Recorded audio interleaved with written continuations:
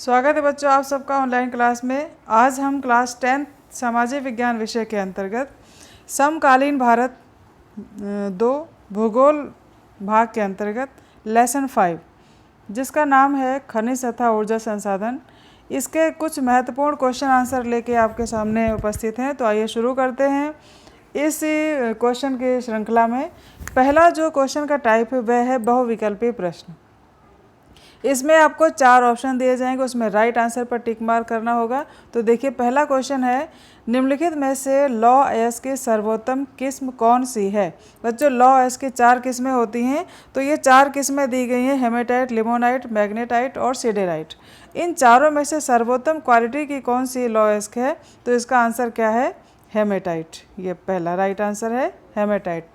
दूसरा क्वेश्चन है, चूना पत्थर निम्नलिखित उद्योगों में से किस एक उद्योग का आधारभूत कच्चा माल है। चूना पत्थर किस में प्रयोग होता है, सीमेंट में। तो ये 4 ऑप्शन है, लोहा इस्पात, उर्वरक, सीमेंट और मोटर गाड़ी। तो इन चारों में से सीमेंट जो है, सीमेंट उद्योग के लिए चूना पत्थर आधारभूत कच्चे माल के रूप में प्रयोग किया जाता है। क्वेश्चन नंबर 3 है, निम्नलिखित खनिजों में से जीवाश्म ईंधन कौन सा है। जीवाश्म ईंधन कौन सा है, कोयला। जीवाश्म ईंधन से तात्पर्य यह है कि जीवों के अवशेष से जो ईंधन बने। अब जीवों में पत्तियां भी है और अन्य जीव भी हैं, छोटे बड़े सभी मिला करके, तो इनके अवशेषों के सड़ने गलने और काफ़ी लंबे समय के बाद जिस ईंधन का निर्माण होता है वह है कोयला। अगला क्वेश्चन, उड़ीसा निम्नलिखित खनिजों में से किसका अग्रणी उत्पादक है। तो ये 4 खनिज दिए गए हैं, तो सबसे अधिक खनिज उड़ीसा में कौन सा होता है, तांबा। राइट आंसर कौन सा है, पहला तांबा। क्वेश्चन नंबर 5 है, निम्नलिखित में से कौन सा खनिज ब्लीचिंग पाउडर, पेंट, कीटनाशक बनाने में उपयोग होता है। अब देखिए आपने खनिज सुना होगा, खनिज लोहा और कोयला ये सब, लेकिन कुछ खनिज ऐसे भी हैं जिनका हम ब्लीचिंग पाउडर, पेंट और कीटनाशक इनके बनाने में उपयोग करते हैं। तो इसमें जो पहला है मैग्नीज। मैग्नीज जो खनिज है इसका उपयोग हम इन सभी में ब्लीचिंग पाउडर, पेंट, कीटनाशक बनाने में प्रयोग करते हैं।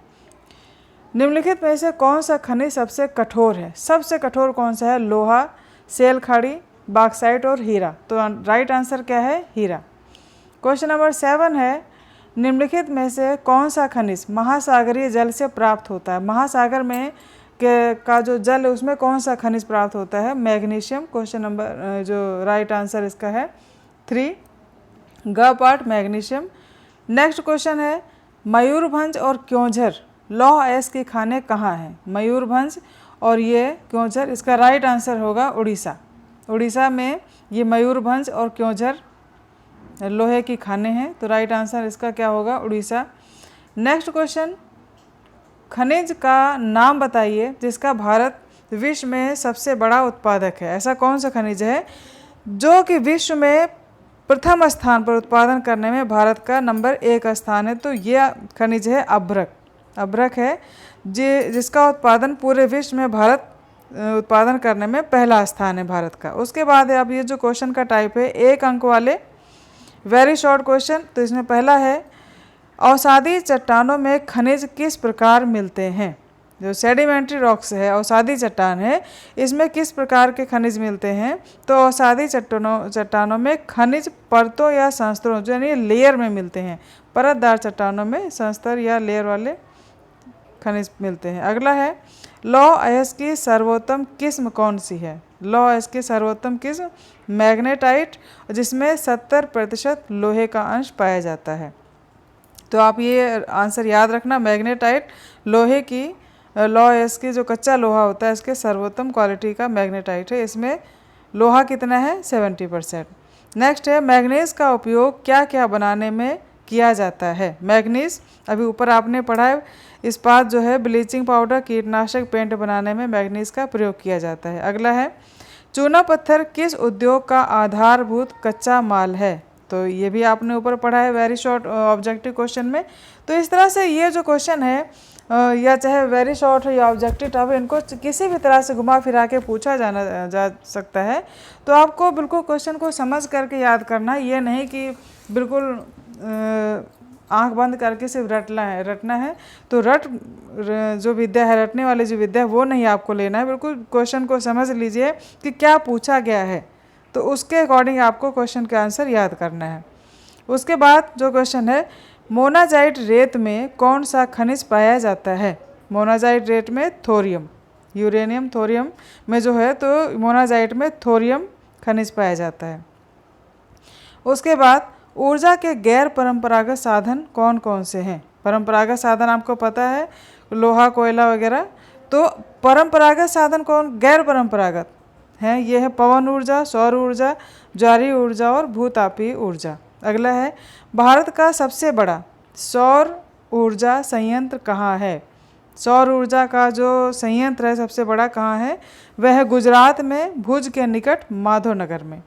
अगला है, भारत में भूतापीय ऊर्जा की 2 परियोजनाएं कहाँ शुरू की गई हैं? भूतापीय परियोजना कहाँ शुरू की गई हैं? तो पहला है हिमाचल प्रदेश के मणिकरण पार्वती घाटी में तथा लद्दाख में पूगा घाटी में। तो ये था इसका आंसर। अगला है, रैट होल खनन क्या है? रैट होल खनन, ठीक है। तो आंसर क्वेश्चन आप समझिए, रैट होल खनन क्या है? तो इसका तात्पर्य है जोबाई या चेरापूंजी में कोयले का खनन परिवार के सदस्यों द्वारा एक लंबी संकीर्ण सुरंग के रूप में किया जाता है। रैट होल, चूहा देखते हैं, चूहा जो अपना बिल बनाता है तो काफ़ी लंबी दूरी तक ले जाता है। तो रैट होल खनन जो है ये भी एक लंबी संकीर्ण सुरंग के रूप में किया जाता है। इसका निर्माण, कोयले का जो खनन होता है परिवार के सदस्यों द्वारा, ठीक है ना। एक लंबी संकीर्ण माने सकरी सुरंग के रूप में जब किया जाता है तो उसे क्या कहते हैं? रैट होल खनन। उसके बाद है, बॉम्बे हाई किस लिए प्रसिद्ध है? बहुत फेमस, बहुत इंपॉर्टेंट क्वेश्चन है, बॉम्बे हाई किस लिए प्रसिद्ध है? तो ये इसका राइट आंसर होगा पेट्रोलियम उत्पादक के लिए, और यहाँ पर 63% पेट्रोलियम का उत्पादन होता है। नेक्स्ट है, कौन सा खनिज सबसे कठोर होता है? ये भी अभी आपने ऊपर देखा है। तो कौन सा खनिज है जो सबसे कठोर है? हीरा। उसके बाद कौन सा खनिज प्राय महासागरीय जल से प्राप्त होता है? तो महासागरीय जल से मैग्नीशियम, नमक और ब्रोमाइन। नेक्स्ट है, उस खनिज का नाम बताइए जिसका भारत विश्व में सबसे बड़ा उत्पादक है। ये भी आपने पढ़ा है, अभ्रक। ये तो बिल्कुल आपको बिल्कुल माइंड में सेट हो जाने चाहिए, क्वेश्चन भी आंसर भी। नेक्स्ट क्वेश्चन है बच्चों, तांबे का महत्व या उपयोग बताइए। तांबे का आपने देखा, जो इलेक्ट्रिक वायर होते हैं उसमें तांबे का प्रयोग होता है। जो केमिकल उद्योग यानी रसायन उद्योग और इलेक्ट्रॉनिक्स में, इन सब में क्या प्रयोग होता है? तांबे का। उच्च कोटि के कोयले का नाम बताइए। उच्च कोटि का यानी अच्छे जो क्वालिटी का जो कोयला है वो कौन सा है? विटुमिनस और एंथ्रेसाइट। नेक्स्ट है, भारत में सबसे बड़ा पवन ऊर्जा पेटी कहाँ है? पवन ऊर्जा आपने देखा ऊपर सौर ऊर्जा पूछा गया था, अब इसमें क्या है? पवन ऊर्जा पेटी कहाँ स्थित है? तो ये है नागरकोइल, तमिलनाडु और जैसलमेर, राजस्थान में। अब है बच्चों लघु क्वेश्चन यानी शॉर्ट क्वेश्चन, जो कि 3 नंबर के आते हैं, और ये हैं दीर्घ क्वेश्चन या long question, descriptive type question, ये 5 अंक के आते हैं। तो सबसे पहले लघु क्वेश्चन का पहला है, खनिजों का हमारे लिए क्या महत्व है? ये जो मिनरल आपने लेसन पढ़ा है तो आपको इसकी वैल्यू को समझ में आई होगी, इनके सीमित भंडार हैं, हमें क्यों बचाना आवश्यक है, ये हमारे लिए क्यों इम्पोर्टेंट है। तो दैनिक जीवन में काम आने वाली छोटी से छोटी चीज़, सुई से लेकर जहाज़ तक खनिजों से बनाए जाते हैं। इमारतें, पुल तक खनिजों से बनाए जाते हैं। भोजन में भी खनिज होते हैं। मशीनें और औजार खनिजों से बनते हैं। परिवहन के साधन, बर्तन आदि बनाए जाते हैं। तो इस प्रकार से आपने देखा खनिजों का प्रयोग हमारे दैनिक जीवन में क्या है, इसलिए हमारे जीवन में इनका अधिक महत्व है। उसके बाद अगला क्वेश्चन है, खनिज कितने प्रकार के होते हैं तथा उनका वर्गीकरण किस आधार पर किया जाता है? तो खनिज 3 प्रकार के होते हैं, धात्विक, अधात्विक और ऊर्जा खनिज। खनिजों का वर्गीकरण उनके रंग, चमक और कठोरता, घनत्व तथा क्रिस्टल के आधार पर किया जाता है।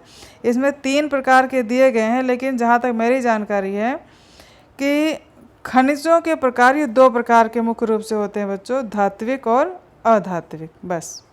उसके बाद खनिजों का वर्गीकरण उनके रंग, चमक, कठोरता, घनत्व या क्रिस्टल के आधार पर किया जाता है। तो मुख्य रूप से खनिजों के 2 प्रकार के हैं, धात्विक और अधात्विक।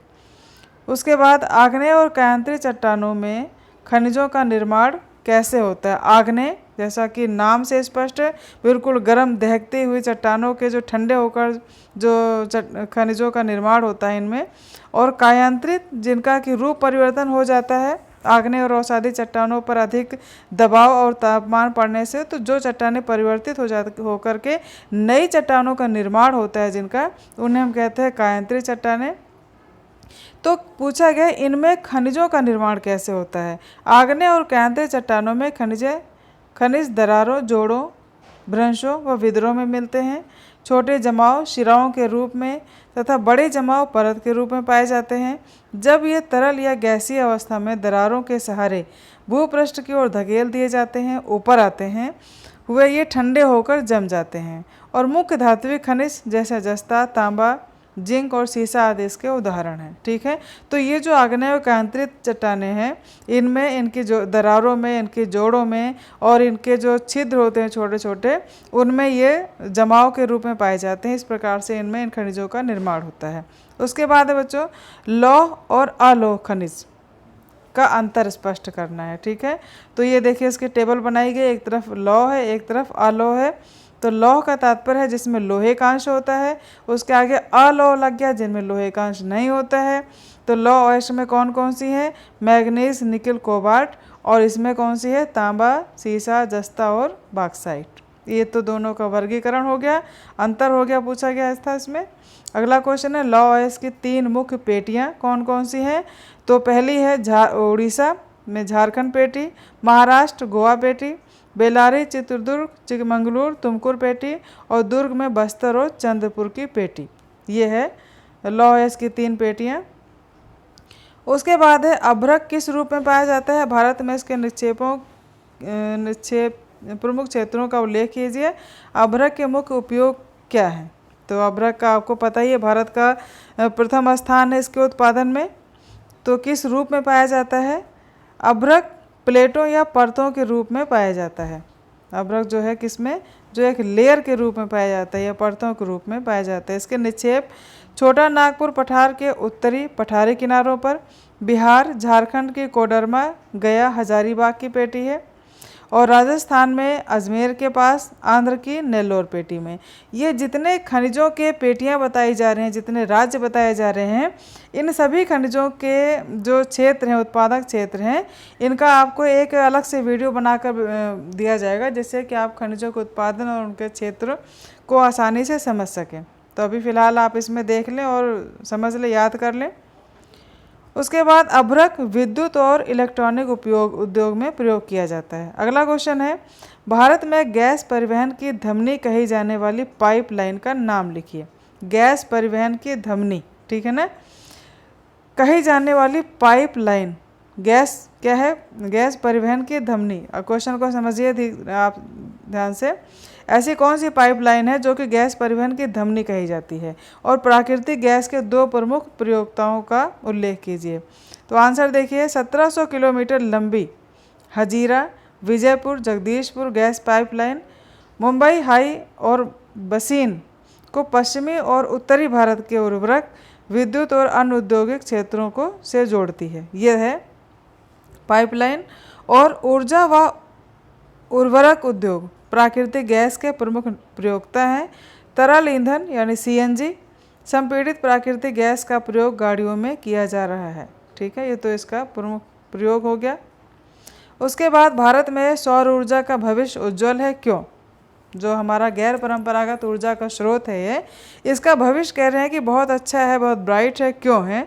तो इसके जो कारण दिए गए हैं, पहला कारण है कि भारत एक उष्ण कटिबंधीय देश है, उष्ण यानी गर्म कटिबंध में स्थित हमारा देश है, और प्रदूषण रहित है, करणीय स्रोत है, और निम्न वर्ग के लोग आसानी से इसका लाभ उठा सकते हैं सौर ऊर्जा का। अब देखिए एक बिंदु को समझिए, सौर ऊर्जा किससे बनेगी? सूरज की रोशनी से। तो जहाँ पर सूरज की रोशनी होगी जिस क्षेत्र में, वहाँ पर इसका निर्माण होगा, अच्छा भविष्य होगा। तो भारत हमारा एक ऐसा देश है जो कि उष्ण कटिबंध में, और यहाँ पर सूरज की किरणें अच्छी मात्रा में, अधिक मात्रा में प्राप्त हो जाती है। तो सौर ऊर्जा का भविष्य उज्जवल है। दूसरा है प्रदूषण रहित है यह ऊर्जा, और करणीय स्रोत है जनता के लिए, जो आम पब्लिक उसको आसानी से वहन कर सकती है। और निम्न वर्ग के लोग इसका आसानी से लाभ उठा सकते हैं। इस प्रकार से इसका भविष्य उज्ज्वल है। तापीय और जल विद्युत ऊर्जा में अंतर स्पष्ट कीजिए। तापीय और जल विद्युत ऊर्जा, देखिए तो दो प्रकार की ऊर्जा है, एक तरफ है तापीय और एक तरफ है जल विद्युत ऊर्जा। तापीय ऊर्जा में यह विद्युत कोयले, पेट्रोलियम, प्राकृतिक गैस के प्रयोग से पैदा की जाती है। जल विद्युत ऊर्जा गिरते हुए जल की शक्ति का प्रयोग करके टरबाइन को चलाने से होता है। देखिए तापीय ऊर्जा किससे बनती है? कोयला, पेट्रोलियम, प्राकृतिक गैस से। और जो जल विद्युत ऊर्जा है, जैसा कि जल, आप नाम से क्लियर है कि जल की शक्ति का प्रयोग करके और इसमें टरबाइन को चलाने से बनती है। और तापीय जो विद्युत है ये प्रदूषण युक्त है, जबकि जल विद्युत प्रदूषण रहित है। यह तापीय ऊर्जा अस्थायी स्रोत नहीं है, जबकि जल विद्युत ऊर्जा जो है अस्थायी स्रोत है। अगला क्वेश्चन है, मुंबई हाई क्यों प्रसिद्ध है? देश की अर्थव्यवस्था में उसका क्या स्थान है? मुंबई के पास खनिज तेल के जिस अपतटीय क्षेत्र का पता चला है उसे मुंबई हाई कहते हैं। और भारत में कुल पेट्रोलियम उत्पादन का 63% भाग मुंबई हाई से प्राप्त होता है और विदेशी मुद्रा की बचत होती है। उसके बाद है बच्चों अगला क्वेश्चन, खनन उद्योग को घातक उद्योग क्यों कहा जाता है? खनन यानी खानों से खोद कर जो खनिज निकाले जाते हैं, यह जो एक उद्योग है, यह क्या है? एक रिस्क भरा उद्योग है। तो क्यों है? इसके कुछ बिंदु दिए गए हैं। इस उद्योग से श्रमिकों के स्वास्थ्य और पर्यावरण पर बहुत खराब प्रभाव पड़ता है। देखिए श्रमिक क्या करते हैं, अधिक गहराई तक जाते हुए और उसमें खानों में काम करते हैं, तो जाहिर सी बात उनके स्वास्थ्य पर भी बुरा प्रभाव पड़ता है। और पर्यावरण पर इसलिए पड़ता है जो खाने खोदी जाती है उनमें से अंदर से कहीं ना कहीं जहरीली गैसें निकलती हैं। और इसके अलावा खानों को खोद करके खनिजों को निकाल गड्ढा ऐसे छोड़ दिया जाता है, तो उससे पर्यावरण को नुकसान पहुँचता है। दूसरा बिंदु है, लगातार धूल व हानिकारक धुएँ में सांस लेना पड़ता है श्रमिकों को फेफड़े संबंधित बीमारियां हो जाती हैं। खदानों में पानी भर जाने या आग लग जाने से श्रमिकों में डर बना रहता है। ये तो बहुत बड़ा रिस्क है, इसीलिए ये घातक उद्योग है। और कई बार खदानों की छत के गिर जाने से उन्हें अपनी जान गंवानी पड़ती है। खदानों की छत कैसे गिरती है? जब खदानों के अंदर अधिक खनन कार्य हो जाता है, तो कहीं ना कहीं कमज़ोर क्षेत्र पाकर के उसके जो छत होती है खान की, वो कहीं उसके गिरने का डर रहता है। बाई चांस जब उसमें अचानक गिर जाती है तो जो उसमें काम करने वाले श्रमिक हैं उन्हें अपनी जान से हाथ धोना पड़ता है। तो ये बहुत बड़ी क्षति है, बहुत बड़ा रिस्क है। उसके बाद है, खनन के कारण नदियों का जल प्रदूषित होता है, भूमि और मिट्टी का अपक्षय होता है। तो जाहिर सी बात है भूमि का भी अपक्षय होगा, मिट्टी का भी अपक्षय होगा। तो यह एक बहुत बड़ा नुकसान है खनन उद्योग के द्वारा। उसके बाद है, हम ऊर्जा का संरक्षण किस प्रकार कर सकते हैं? ऊर्जा आपने देखा तापीय ऊर्जा है और जल विद्युत ऊर्जा है। इस प्रकार से जो ऊर्जा है और इसके अलावा गैर परंपरागत ऊर्जा के जो स्रोत हैं, इस प्रकार जितने भी ऊर्जा हैं, ऊर्जा के साधन हैं, तो इनका हम संरक्षण किस प्रकार कर सकते हैं? ज़रूरत ना होने पर बिजली बंद कर देना चाहिए। ये हमारे डेली व्यवहार में होना चाहिए। घर पे भी रहें, बाहर भी रहें, कहीं भी देखें अगर एनर्जी कहीं वेस्ट हो रही है, ऊर्जा क्या इसको कहते हैं बच्चों, व्यर्थ जा रही है, तो हमें क्या करना चाहिए? जहाँ पर आवश्यक नहीं है वहाँ बिजली बंद कर देना चाहिए। दूसरा है, सार्वजनिक वाहन का उपयोग करना चाहिए। आप देखते हैं घर में अगर 4 गाड़ियाँ हैं तो चारों लोगों को निकलने के लिए अलग अलग लेना पड़ता है, तो उससे ऊर्जा का बहुत ही व्यर्थ नुकसान होता है उसका। तो कोशिश ये करना चाहिए कि जो सार्वजनिक जो वाहन है उनका उपयोग करना चाहिए। फ़िलहाल इस समय की जो परिस्थितियां हैं कोरोना महामारी के कारण, अभी तो हम सार्वजनिक वाहनों का भी प्रयोग नहीं कर सकते क्योंकि यह बीमारी होने का खतरा है। फ़िलहाल भविष्य में ऐसा करना चाहिए कि कम से कम एक घर में एक ही गाड़ी होनी चाहिए, जिससे कि ऊर्जा की बचत होगी, है ना। इस प्रकार से अपने स्तर पर हम जितना भी कर सकें ऊर्जा की बचत करना चाहिए। उसके बाद है, परंपरागत ऊर्जा के स्रोत सीमित हैं। इनका प्रयोग बड़े ध्यान से करना चाहिए। जो परंपरागत हमारे ऊर्जा के स्रोत लोहा है, कोयला है और इस प्रकार से जितने भी संसाधन हैं परंपरागत, ये इनका भंडार एक निश्चित है, एक सीमित है। तो हमें क्या करना है, इसका प्रयोग जो है बहुत ही बुद्धि और विवेक से करना चाहिए, जिससे कि इसका वेस्ट ना हो और हम अपनी आने वाली पीढ़ियों को लिए भी बचा के रख सकें। उसके बाद है नवीकरणीय साधनों का प्रयोग करना चाहिए। ऐसे साधन, ऐसे रिसोर्स हमें यूज़ करना चाहिए जिन्हें हम रिन्यू कर सकें, दोबारा नया कर सकें, है ना। अब कुछ धातुएं ऐसे होते हैं जिसको हम एक बार प्रयोग करके बार बार प्रयोग कर सकते हैं, जैसे कि जो मेटल है, जो आप देखिए सोना है, चांदी, इस प्रकार से इनको एक बार प्रयोग करके दोबारा फिर इनको गला करके नए शेप में, नए डिज़ाइन में प्रयोग कर सकते हैं। इस प्रकार से बहुत सारे जो साधन है, ऊर्जा के साधन है, उनका हमें प्रयोग करना चाहिए जो कि दोबारा नए बन सकते हैं। नेक्स्ट है बिंदु, विद्युत बचत करने वाले उपकरणों का प्रयोग करना चाहिए। आजकल बहुत सारे उपकरण आ रहे हैं बिजली के, जिनसे कि ऊर्जा को कम खपत होती है। उसके बाद अगला क्वेश्चन है, हमें खनिजों के संरक्षण की आवश्यकता क्यों है, इसके संरक्षण के उपाय बताइए। ये भी अभी आपने देखा, क्यों आवश्यकता है, हमें क्यों बचाना है। तो पहला बिंदु है, खनिज हमारे उद्योग और कृषि के आधार हैं, नवीकरणीय योग्य नहीं है, कुछ संसाधन ऐसे जिनका रिन्यूएबल नहीं किया जा सकता है, ठीक है।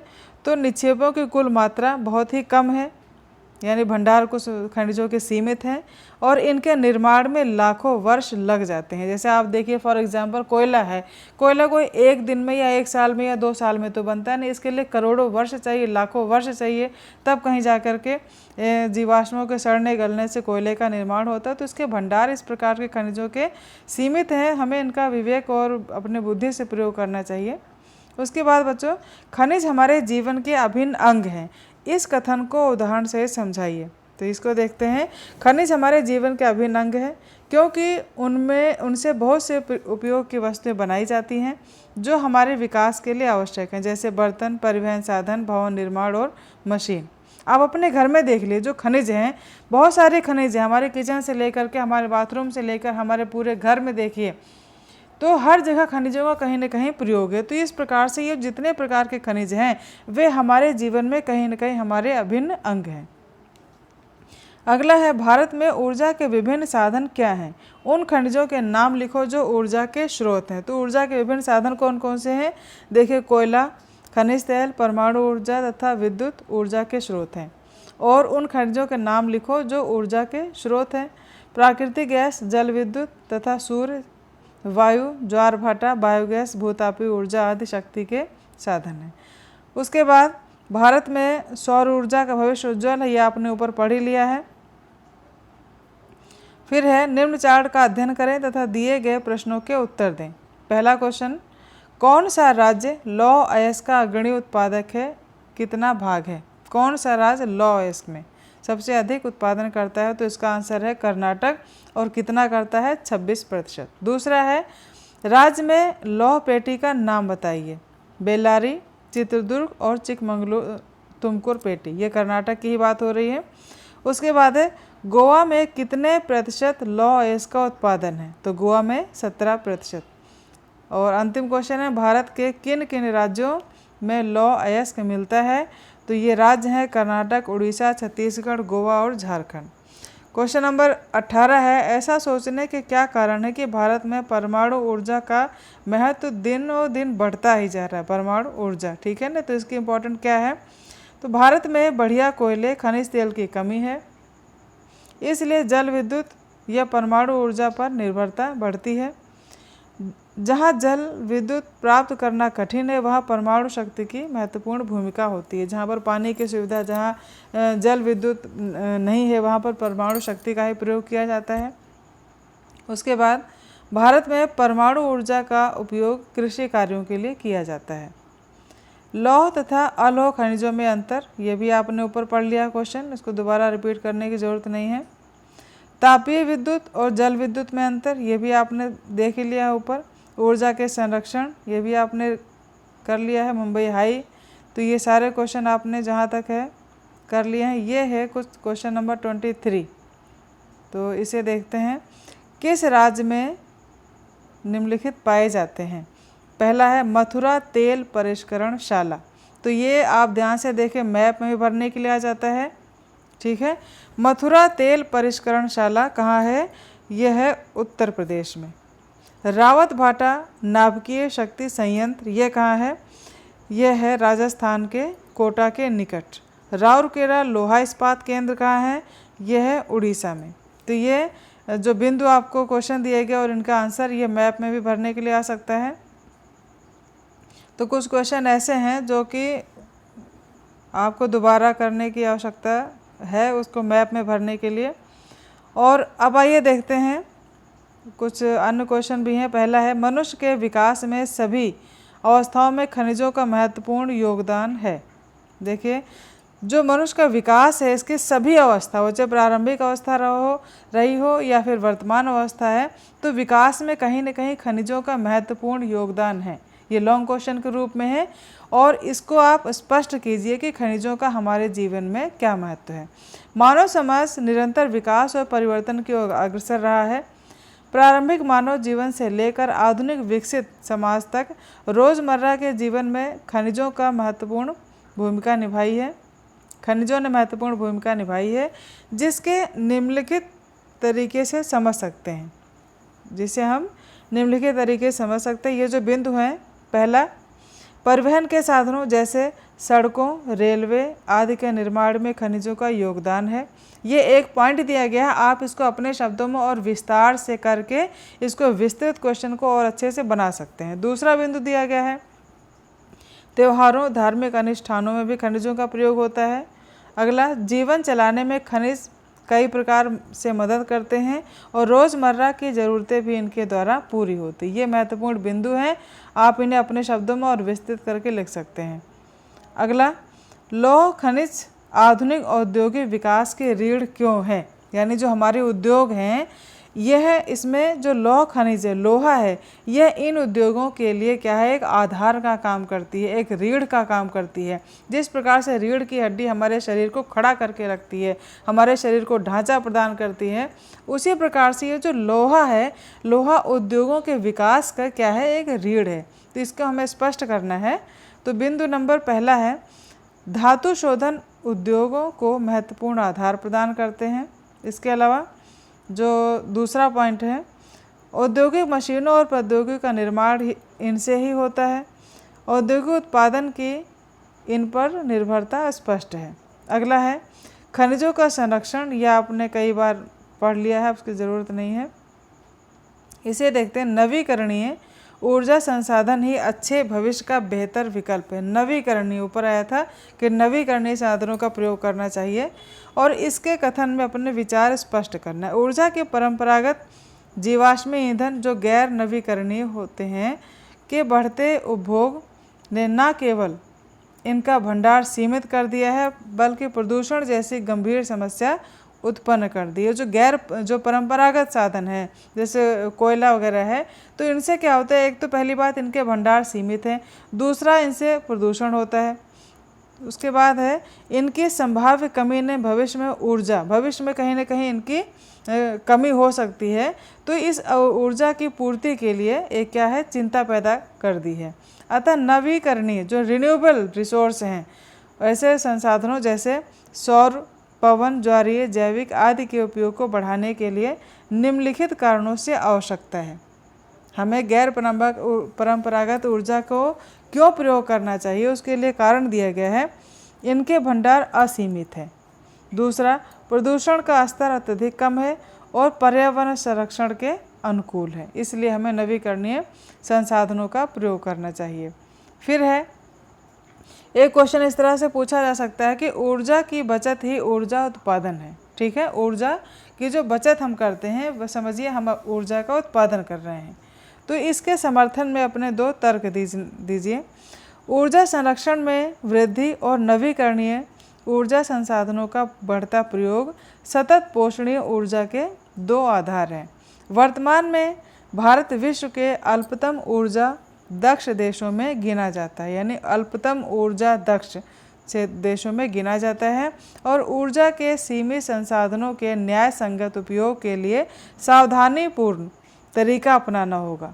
ठीक है, जैसे एक जागरूक नागरिक के रूप में निजी वाहन की अपेक्षा सार्वजनिक वाहनों का उपयोग करके, बिना ज़रूरत बिजली के यंत्रों का प्रयोग ना करके हम अपना योगदान दे सकते हैं। आखिरकार ऊर्जा की बचत ही उत्पादन है।